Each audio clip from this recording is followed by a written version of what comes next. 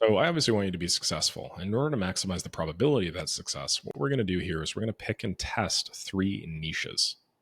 Now, most programs will force you to spend days trying to figure out this ideal customer persona. They'll give you dozens of exercises to answer questions like, what's your core virtue? Or what's the total addressable market size of this audience? Or who do you serve best? What's your ICP?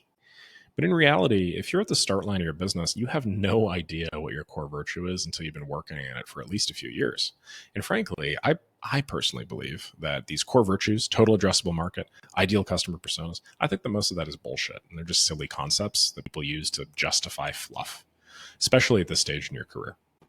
The reality is we're in business to make money. Instead of guessing at what our core virtues are, we're going to test what our most effective niches are by letting the market decide for us. We're also not going to worry about whether our market is big enough to get like 1 million customers, because our problem right now isn't to get our 1 millionth customer, it's to get our first customer.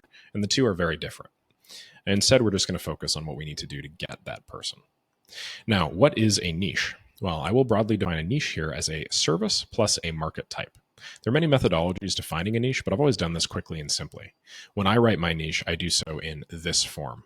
I build service for market type.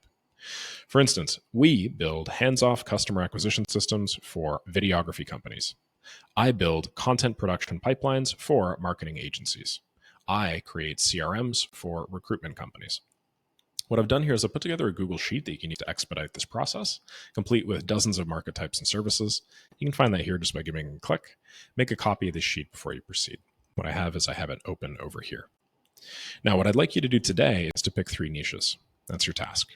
You don't need to think extremely hard about this, nor do you need to do a bunch of intensive research into like the TAM of your market, average deal size, any of that stuff. All we're really trying to do is get our first customer here. We're not looking to start the next Uber. So what I recommend you do is set a 20-minute timer and get started.